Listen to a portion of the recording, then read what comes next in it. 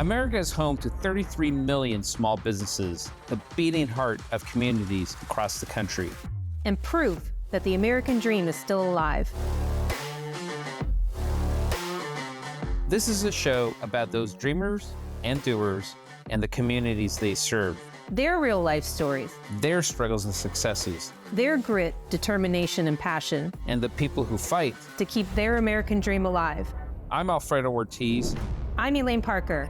And it's time for another episode of Main Street Matters, America's small business megaphone.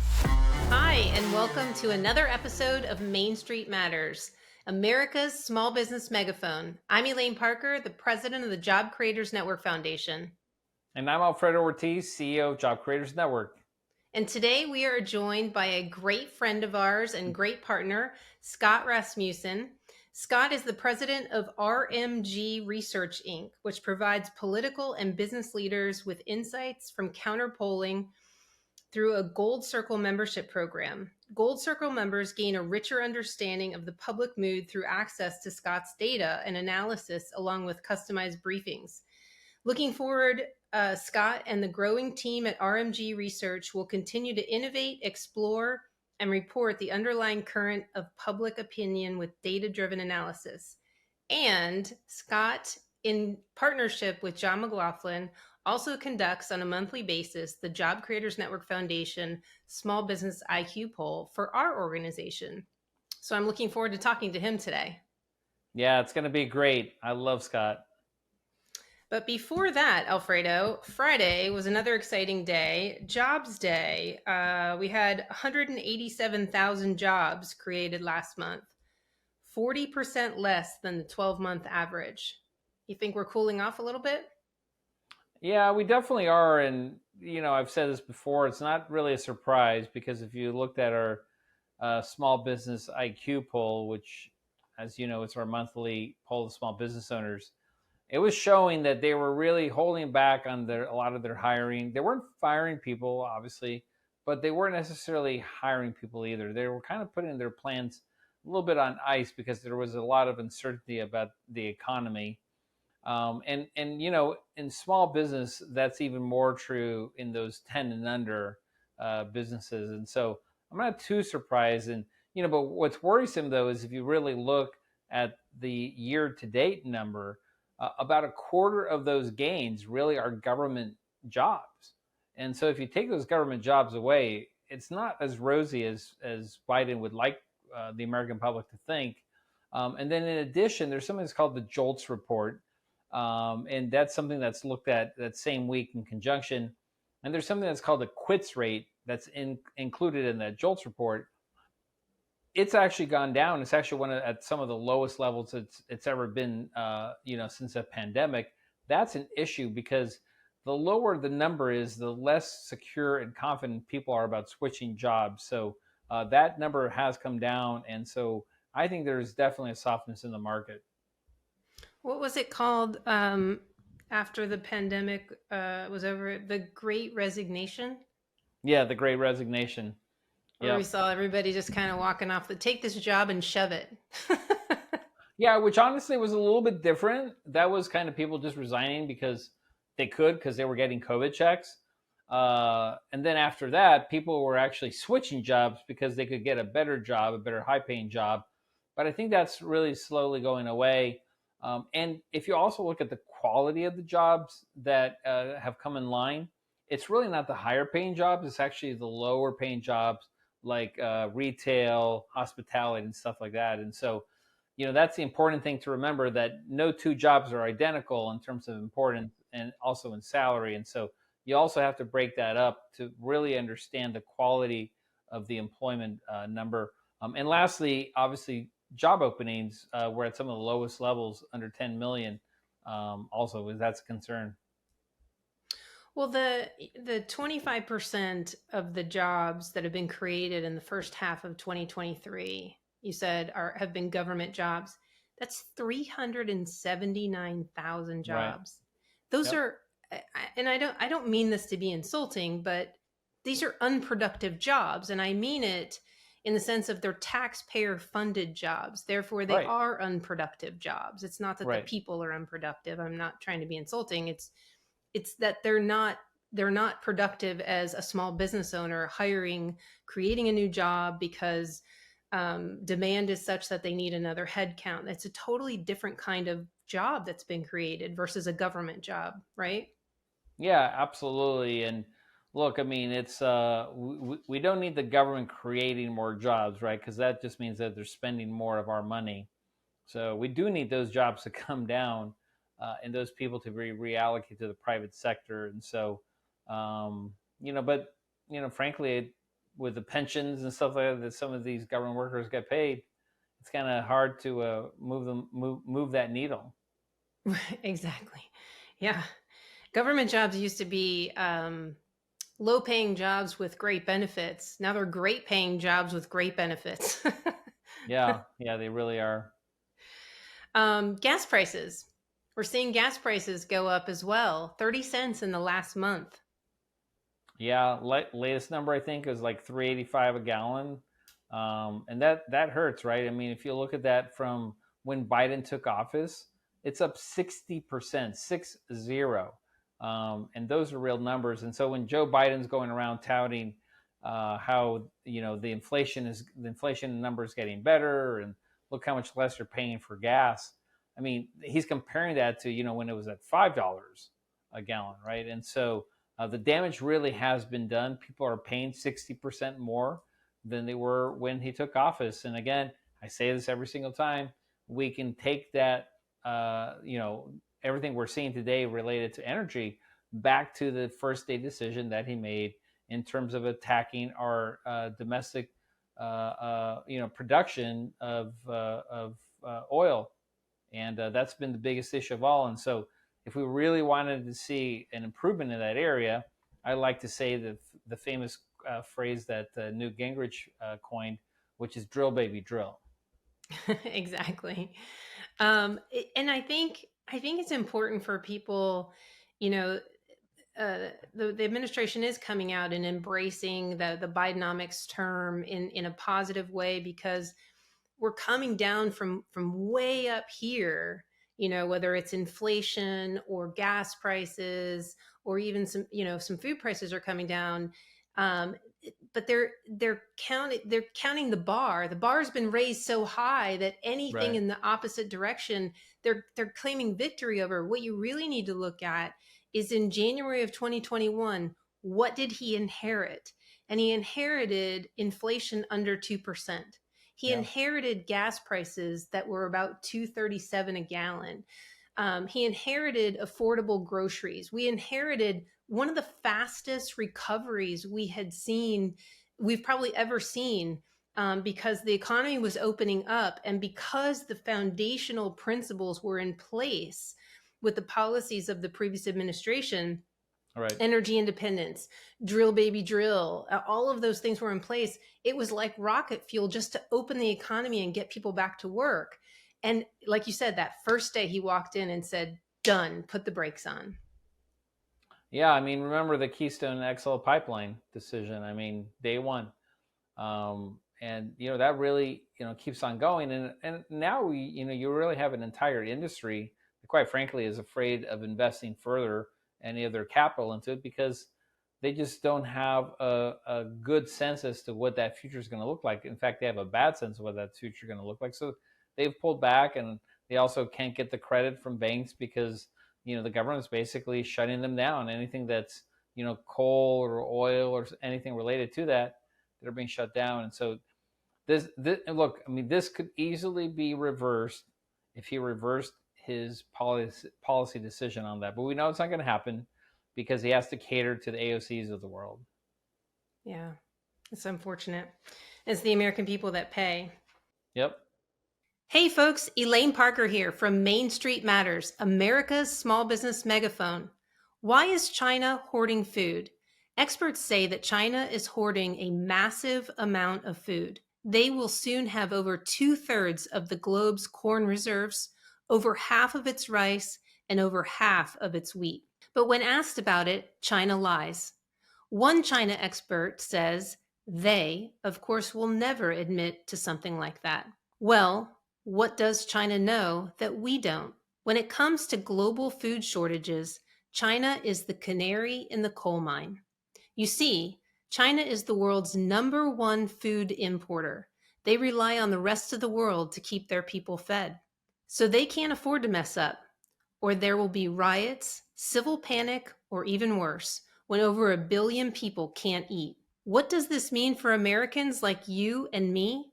2 words: food shortages. That's why it's a smart idea to stock up on a kit of the best-selling 4 Patriots survival food. Create your own stockpile of the best-selling 4 Patriots survival food kits, hand-packed in the USA. The kits are compact and stack easily. They have different delicious breakfasts, lunches, and dinners. And their 5-star reviews on the website rave about the flavor and taste. Right now, you can get 10% off your first purchase of 4 Patriots survival food by typing in the code STREET at checkout. Just go to 4patriots.com and use code STREET to get 10% off your first purchase of 4 Patriots survival food. That's 4patriots.com. Use code STREET. Well, now it is time for our interview with Scott Rasmussen. In the mid-1990s, Scott was a pioneer in the field of automated polling and led the transition away from operator-assisted polling. More than 20 years ago, he released the first ever daily presidential tracking poll. Since those days, the era of phone polling has come to an end. Today, the political polling and media world continues to change, and Scott continues to innovate.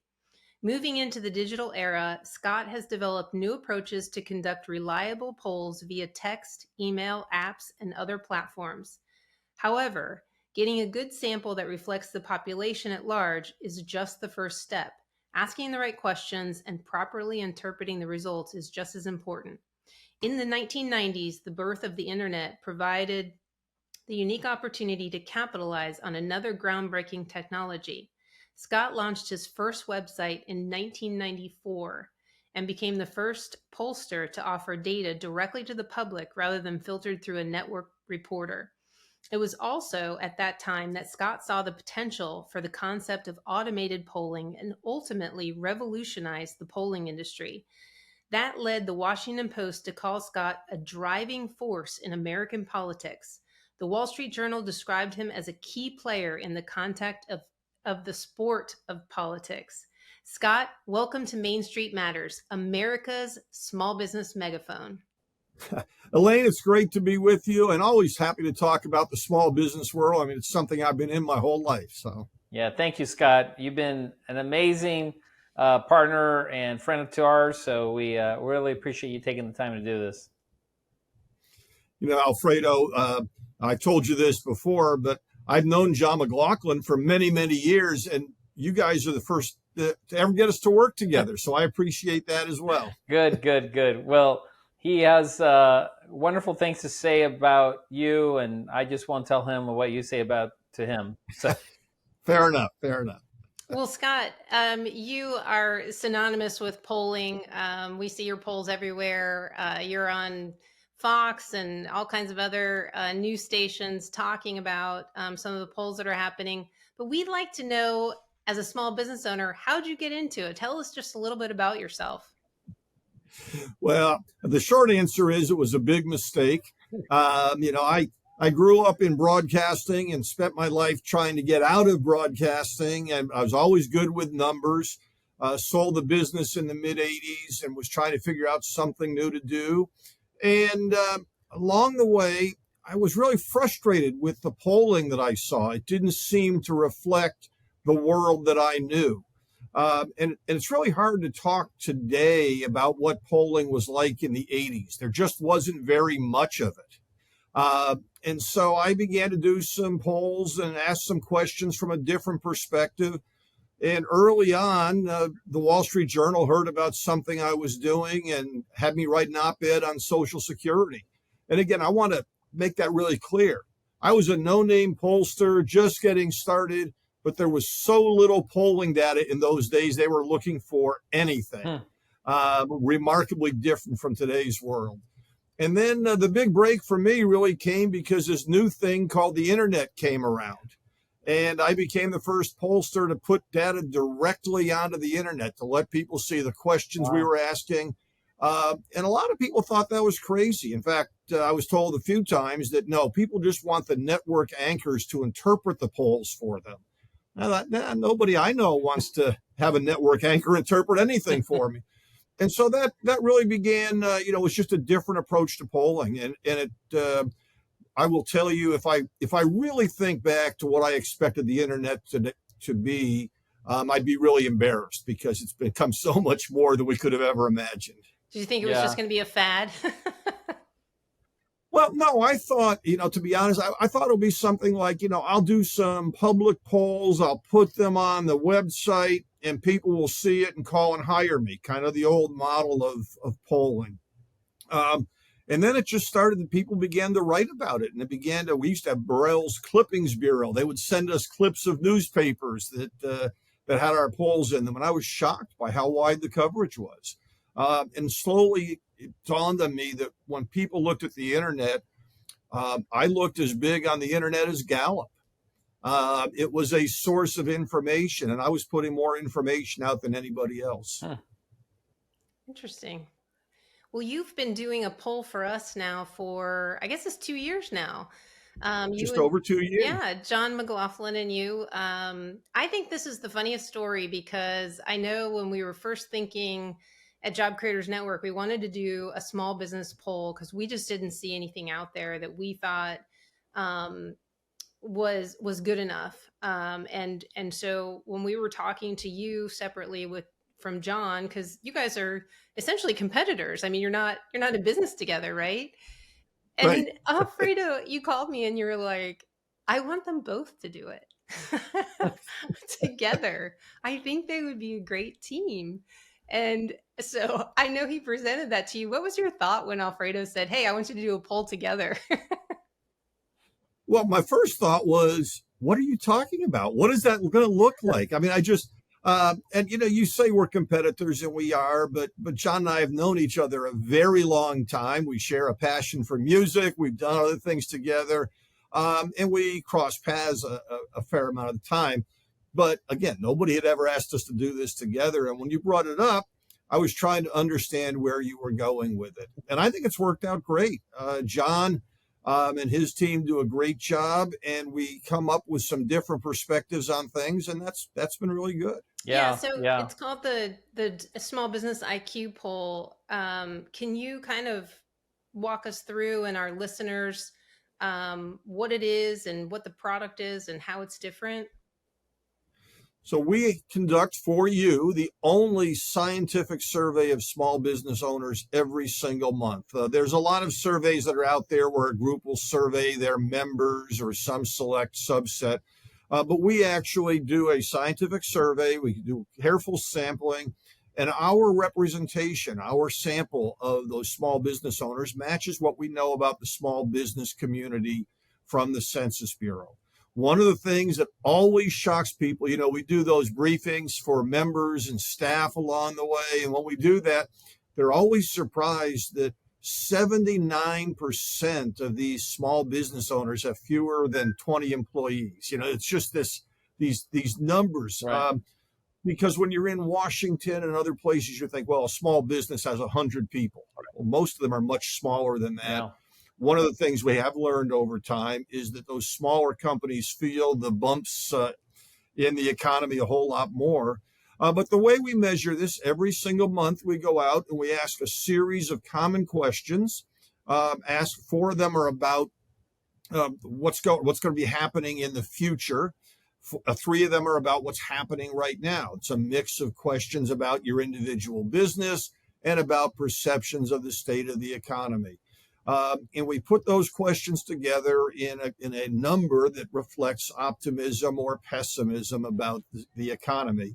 And, it's been interesting to see pretty consistently over the last 2 years, we find small business owners are optimistic about their own business. And I think that has to be the case. If you weren't optimistic, you wouldn't be owning your own small business. We do notice ups and downs.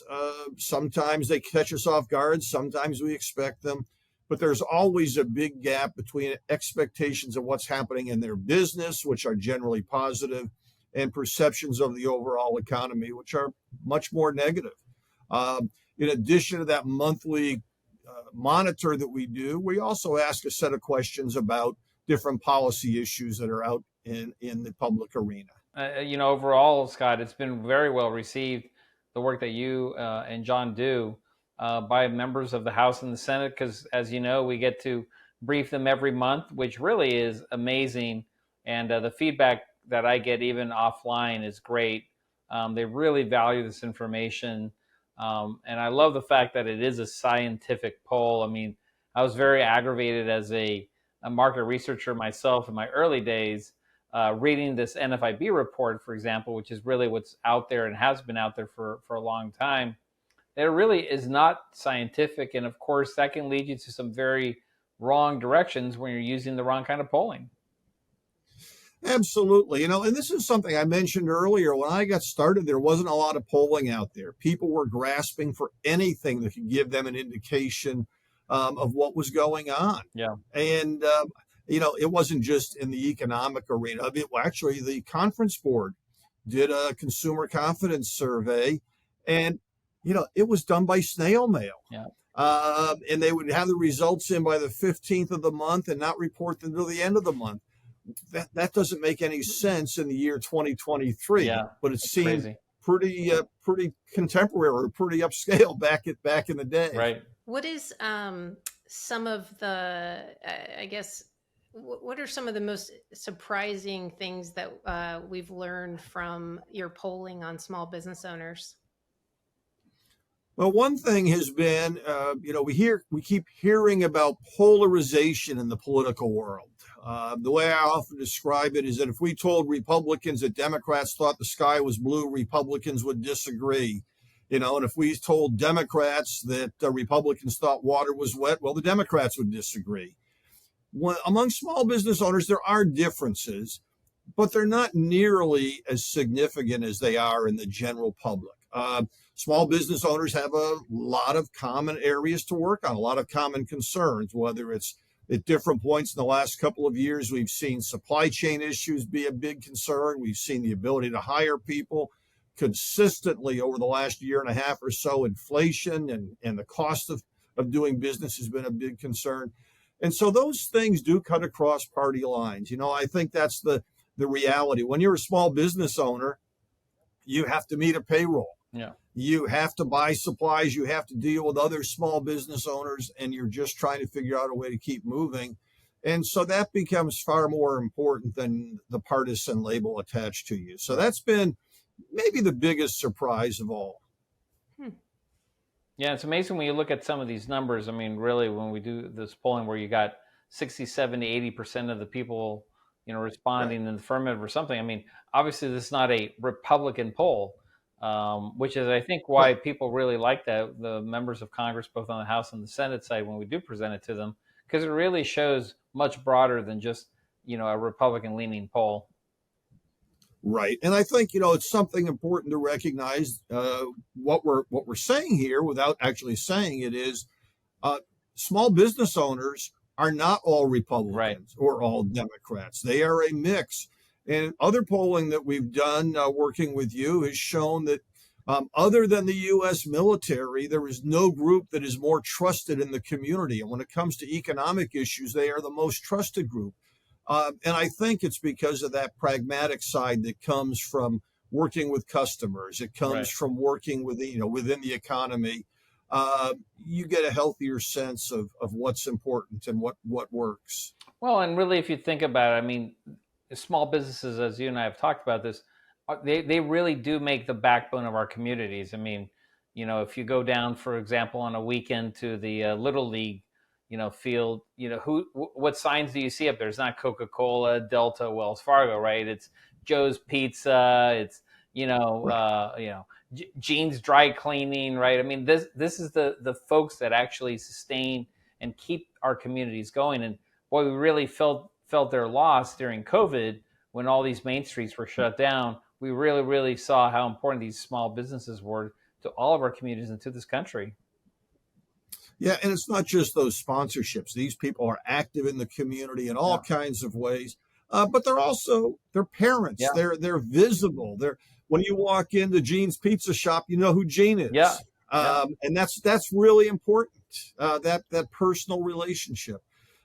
It's remarkable, if you start talking about any kind of polling about the way people feel about others, the things change the minute they know somebody. Yeah. And we can apply this to groups of people. We can apply it to individuals. But when you have that personal contact, it changes your experience. In fact, one of the things I think we've lost in the social media era is that broader sense of who someone is. If Gene at the pizza shop is of a different political party than you still have a broader sense of who he is. Right. He's the guy that you love going to his restaurant and he supports your kids' program and you see him at other things. And so the political differences get blurred. When you're on social media and all you know about somebody is their latest tweet, well, you don't have that balancing perspective. So again, that backbone role in a community, very, very important. Yeah. We call those armchair activists. It's quite easy to be an activist behind a screen because it just kind of impersonalizes the whole thing. Yeah. And, you can have, even if you have somebody, and everybody remembers these people growing up, there was a guy with these crazy views, but he was also your little league coach or something. Right. So you saw the whole person. Yeah. And again, I don't think you get that with the larger corporations, just by definition. You can't walk in and see the CEO while back behind in the kitchen working or something. Right. But it's also, we see it on the consumer side as well. Every time you have a small business day, people want to go out and support the small businesses. Given a choice, they'd rather shop in their communities. And I think, again, that's a reflection of the role that those small business owners play. Yeah. It's so important. Now, over your lifetime of polling, I'm sure you've seen a lot of different kind of polls. Obviously, either the ones that you've conducted or others have conducted. But of the ones that you've conducted, I'm always curious to know which has been the most interesting and compelling, where you just went in with, let's say, one thought and came out with a complete different perspective based on the polling you did. That happens more than you'd think. I mean, if you were to ask me a poll right now about Donald Trump or Joe Biden, they've been polled so much I know what to expect. Mm-hmm. But we go in a lot and ask people what they think terms mean or what they're thinking about an issue that hasn't been talked about a lot. And sometimes what comes back is just stunning. There's a lot of talk today about CRT.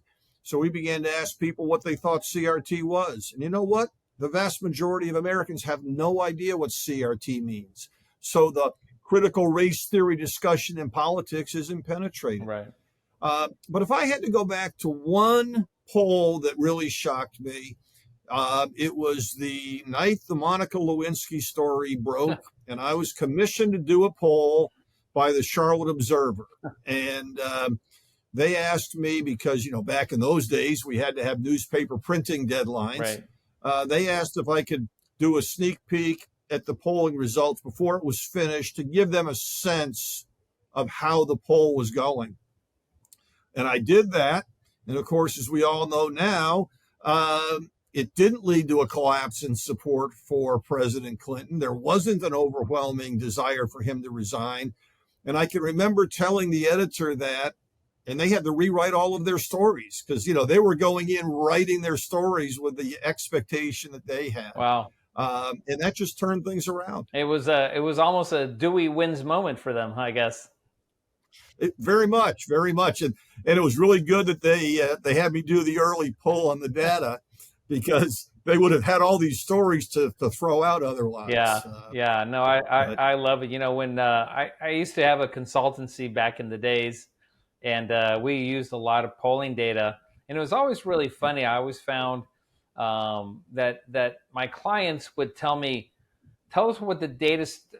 Tell me what the data is supposed to do, or excuse me, tell us from the data what we're supposed to do. And it was so funny. Right. I was like, well, the data doesn't really tell you what to do, right? The data just informs you, and that's actually why they pay you the big dollars to figure out what to do from the data, because the data is only supposed to inform, not to tell you what to do, right? Right. You know, I tell people my job is to say what you need to hear, not what you want to hear. Right. I'm going to tell you what's going on, and then you have to figure out how to deal with it. Now, we can help with that too. Sometimes you do testing on messages or other things to see how it works.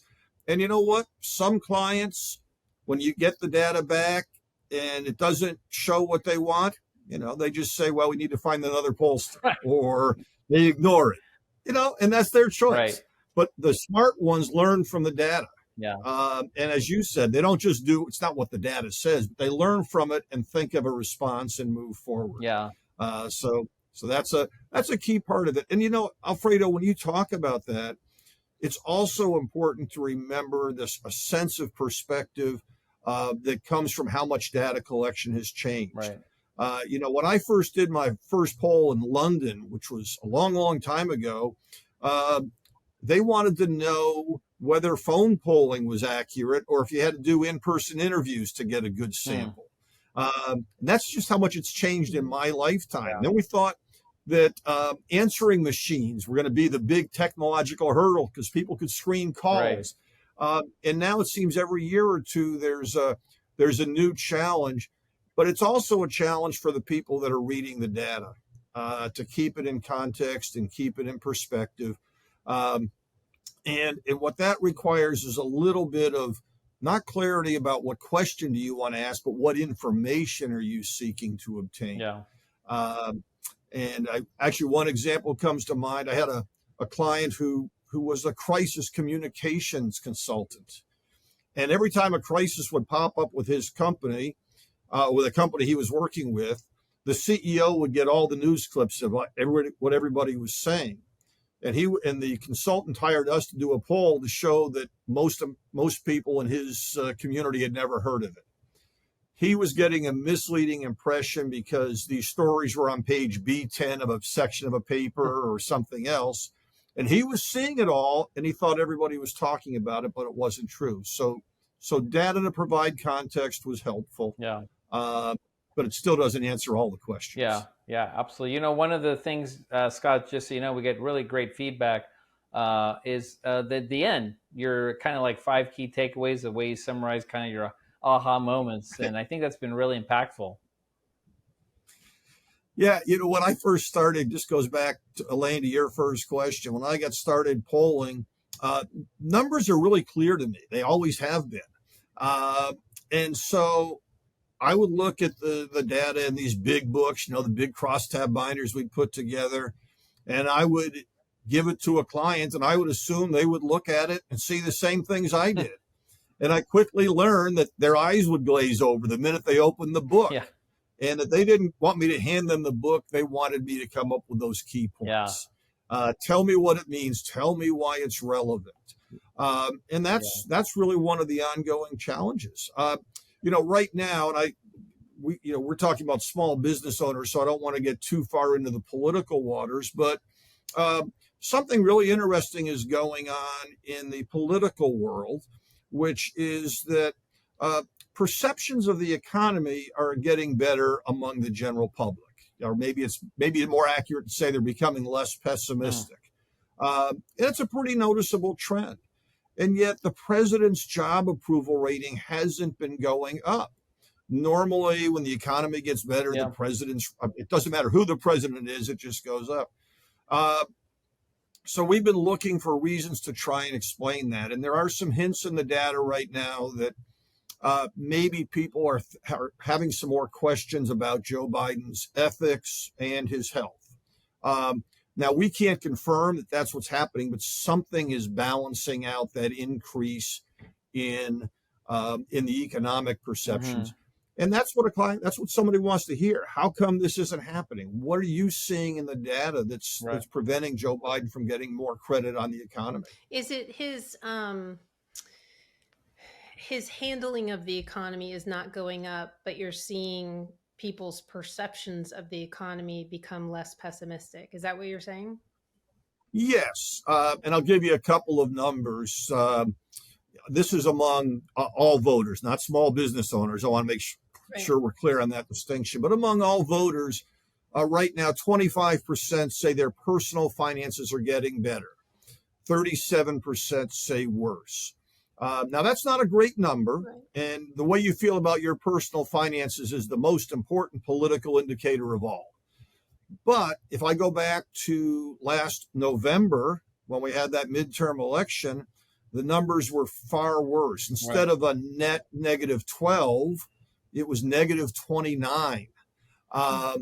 Back then, only 18% of voters said their income was keeping up with inflation. Now it's 27%. Back then, 58% said we were in a recession. Now it's 44%.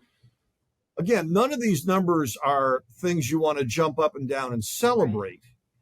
But the trend is very clear, and those trends begin to have an impact, but it's not being reflected in the way people feel about the president, and that's very unusual. Do you poll on some of those sort of questionable issues, like is it about his ethics? Is it about his age? Is it, is it just his overall likability? Is it that he was supposed to be this middle of the road guy, and some people perceive him as much more far left in his policies? So we do poll on all of that, and it's really difficult sometimes because only 8% of voters talk politics every day. So much of the conversation that the three of us might have sitting around a table is different from what most Americans do. They're not up to speed. Only 18% right now, for example, are following news about Hunter Biden and all the allegations there. It's just not penetrating. Right. But one of the things that I find useful is how do you track things over time that sort of aggregate all those feelings? And one question, actually, I came up with it as a result of that first poll I did for the Charlotte Observer with the Clinton scandal back in the 90s. I said, is Bill Clinton more ethical, less ethical, or about as ethical as most politicians? And even among people who thought the worst things about Bill Clinton, 60% said he was at least as ethical as most of his peers. Wow. So, I would say people grade politicians on a curve. Well, since then, I've asked that about lots of politicians. I've asked it about Presidents Bush, Obama, Trump, and Biden. Right. I've also asked it about different people when scandals envelop them. And something has changed with both Trump and Biden. The perceptions are much lower than they were for Clinton, Bush, or Obama. Right now, President Biden, 46% say he's at least as ethical as most politicians, but that's down 6 points over the last 2 months. He's still a few points better than former President Trump, but the numbers are there. What it looks like, and again, you have to look at a lot of data, is people aren't paying attention to all the details, but some sense that something's going on is sinking in, and people are beginning to raise those questions. But again, this is if I were to say to somebody, what do you think about the Hunter Biden allegations, and they don't know anything about it, they can't give me a good answer. Right. If I describe the allegations, the way I describe it will influence their answer more than what they think. A tracking poll about these general attitudes is a good way to measure what's really going on. Well, I have a quick question regarding that. So when you do one of these polls, for example, and you have a laundry list of 18 or 20 different things, let's say the voters say are bothering them or on their mind and stuff like that, how do you determine, though, the impact of those on the actual vote? So, for example, they might say that the color blue is something really important to them, but does that really impact their vote for a particular candidate or support for a particular policy? How does that work? Well, this is why they say polling is a little bit of science and a little bit of art. It's not a simple formula. One of the things I do every week is I ask an open-ended question. What's the most important issue? What's that you're concerned about in America today? always, always, always the economy is on top. However, sometimes within the economy, it's inflation. Sometimes it's something else, jobs. But also what I've noted from the beginning of the year until now is that the number of people saying the economy is down as their top issue. What that tells me is the edge is coming off a little bit. People aren't quite as worried as they were before. When you get beyond that, there is no single issue that people are talking about that is the most important. Right. For Republicans, immigration and border security might be more important. For Democrats, it might be guns and some other things. But it really depends on where you're talking. And by the way, one other, just for whatever it's worth, surprise. For a little while, for about a year, I would ask every week, did you talk politics with family or friends in the last week? And somewhere around half would say that within the last week or so they had. And then I would ask them what they talked about. And every now and then something would spike. There's a Trump indictment, or Biden went to Ukraine, or something like that. But for the most part, other than the economy, the thing that most Republicans talked about was Biden and the Democrats. And the thing that most Democrats talked about were Trump and the Republicans. And basically they were just grumbling about the other team. Right. That was the substance of their discussion. That's pretty funny. So now how does that shift for independents, though? I'm curious. Is it still the inflation issue? It is. There's two categories of independents. There are those who lean one way or the other, who, they're kind of Republican, but are uncomfortable with some things Republicans do, or kind of Democrats. Right. And by the way, these numbers are all fluid. You're not a hardcore Republican or Democrat, and that's part of your genetic code. Right. When there's a Democrat in the White House, gradually the number of people who say they're Democrats declines. When there's a Republican in the White House, the reverse happens. So there's those leaners, and generally what you see is their attitudes are pretty similar, but a little softer than the partisans. So somebody who leans Republican is still going to talk more about Biden and Democrats. Okay. The true independents, the biggest thing to know about them is they hardly ever talk about politics. They are very disengaged. And yes, the economy is the issue that moves them at some level. But on survey after survey, we find that they are simply the disengaged, low propensity voters who, if they come out and vote, it's because somebody made an appeal on something that connected with them. So I got to ask this question. Scott's crystal ball for 2024. What? Oh, that's easy.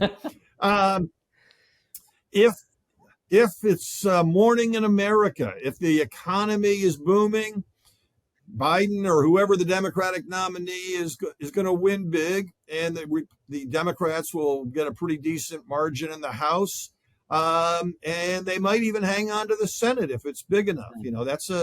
In 1984, Ronald Reagan won 49 states. Right. So morning in America economy, that could happen. If we have a deep recession, well, the flip side of that is true. People in politics want to think it's all about campaign strategy. James Carville had it right. It's the economy, stupid. That sets the baseline. If the economy is the way we are today, which is not great, not bad. Right. Some indicators tell you one thing, people feel another way. Then we're going to have another election like 2016 or 2020. We're going to be watching places like Georgia and Pennsylvania and Arizona and Wisconsin to see when they finish counting the votes. And I'll make one absolutely 100% guaranteed prediction on this. If we have a close election, the vast majority of the losing side's voters will think it was not a legitimate victory for the other side. I say that because today, 65% of Republicans think Trump really won in 2020. Wow.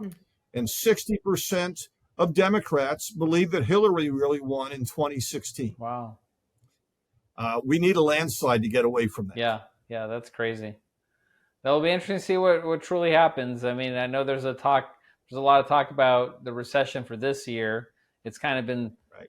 the forecast has been slowly sliding to the end, the fourth quarter of this year because of the consumer resiliency, which I actually say it's really the consumer credit card that's going out of whack more than the resiliency. But it'll be interesting to see how far into 2024 it actually starts up. Yeah, and again, that's why I'm not an economist. I can tell you what will happen if the economy does something one way or the other. Yeah. And the other parts of it, there are other issues that will matter, especially in a close election. But the economy is going to set the baseline, and that has always been the case, and it always will be. I think the primary role of government from the beginning is to provide some level of safety and security, both national security and within your community, and then to create an environment where you can prosper. And if the government if it is meeting those needs, if the society is working that way, you feel pretty good. Yeah. Well, Scott, I want to thank you so much for joining us today. I think we could probably talk another hour, but our time has come to an end. And I just really appreciate your time today. Elaine, Alfredo, always a pleasure talking to you. Love working with you. And I got to tell you, it's also, as I mentioned earlier, it's been fun that I get to work with John on a project as a partner rather than a competitor. Well, we've loved it too. So thank you for all your help.